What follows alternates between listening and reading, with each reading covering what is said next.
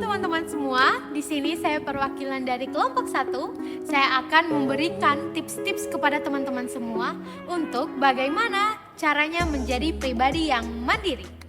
Nah, setiap orang pastinya mendambakan dirinya sebagai pribadi yang mandiri. Bagaimana? Teman-teman semua juga kan?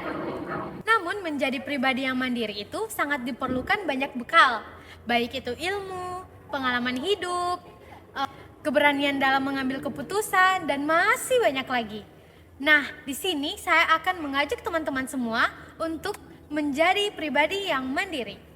Saya akan memberikan ciri-ciri orang yang tidak mandiri terlebih dahulu, supaya teman-teman tahu bagaimana sih ciri-ciri orang yang belum mandiri, atau bahkan di sini teman-teman sendiri yang belum mandiri. Seperti apa sih ciri-ciri orang yang belum mandiri? Oke, yang pertama, dia selalu bergantung kepada orang lain. Orang yang bergantung kepada orang lain itu ialah selalu melakukan apapun dengan orang lain. Dia tidak mau seorang diri, atau dia masih merasa takut melakukan sesuatu dengan seorang diri. Pasti kemana-mana membutuhkan teman. Gimana? Betul tidak?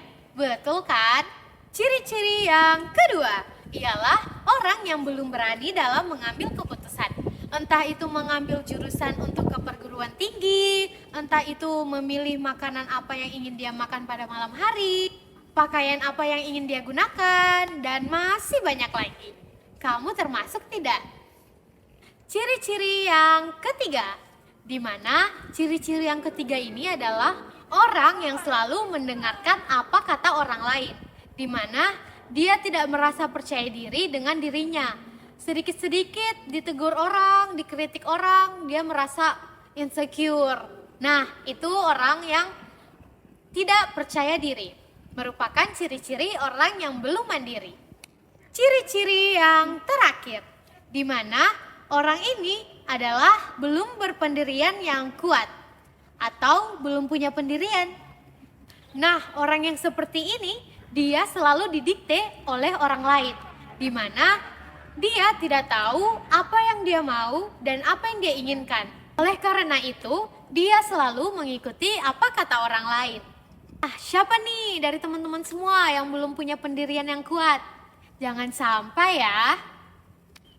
Nah, itu dia tadi ciri-ciri orang yang belum mandiri. Semakin bertambah umur kita, semakin dewasa juga pemikiran kita, di mana menjadi sosok yang mandiri sangat dibutuhkan di masa dewasa ini, di mana kita tidak lagi bergantung kepada orang lain. Siapa yang ingin kita harapkan untuk selalu ada dalam hidup kita? Tidak ada kan? People come and go. Jadi persiapkan dirimu sebagaimana menjadi orang yang mandiri. Siapa nih yang tidak sabar menunggu tips-tips dari saya? Oke, langsung saja kita masuk kepada tips yang pertama. Tips yang pertama, jangan selalu bergantung kepada orang lain. Coba deh dari teman-teman semua untuk belajar kemana-mana sendiri. Misalnya pergi jalan-jalan sendiri, pergi shopping sendiri, pergi nongkrong sendiri tanpa membutuhkan orang lain. Di sini teman-teman semua secara tidak sadar dilatih untuk menjadi pribadi yang tidak bergantung kepada orang lain. Tips yang kedua, yaitu menerima diri sendiri. Nah, pastikan teman-teman di sini masih ada yang belum menerima dirinya sendiri. Dari menerima diri sendiri, teman-teman semua menerima kekurangan dan kelebihan kepada diri kita sendiri. Dari itu, kita lebih merasa percaya diri. Tips yang ketiga, ialah yakin kepada diri sendiri.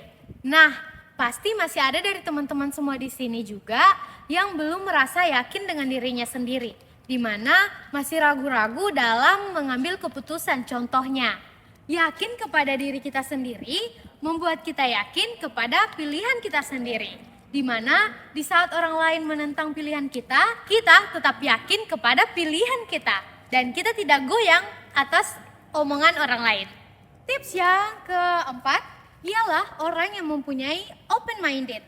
Apa sih open-minded itu? Open-minded itu adalah pikiran yang terbuka. Orang yang mandiri itu bukan berarti dia berlaku sombong egois dan juga tidak percaya kepada orang lain loh ya. Justru sebaliknya loh.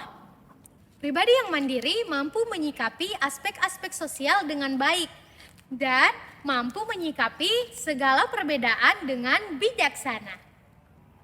Tips yang kelima, teman-teman semua harus berani dalam mengambil keputusan. Coba deh teman-teman di sini berani dalam mengambil keputusan. Contohnya ke hal-hal yang kecil dulu, seperti makanan apa yang ingin dimakan pada malam hari, dan juga ingin pakaian apa yang ingin digunakan, dan masih banyak lagi. Tapi teman-teman harus yakin ya dengan pilihan itu. Menjadi pribadi yang mandiri itu sangat menyenangkan kan? Dan juga sangat tenang karena kita sudah tidak lagi bergantung kepada orang lain. Dimana sakit hati, kekecewaan, insya Allah akan lebih jauh terhindar dari diri kita. Itu dia tips-tips yang dapat saya berikan. Semoga dapat bermanfaat ya bagi kita semua. Dan juga di sini kita sama-sama belajar ya untuk bagaimana caranya menjadi pribadi yang mandiri. Bagaimana? Sudah tertarik kan untuk mencobanya? Yuk dicoba dulu. Pasti kita bisa menjadi pribadi yang mandiri.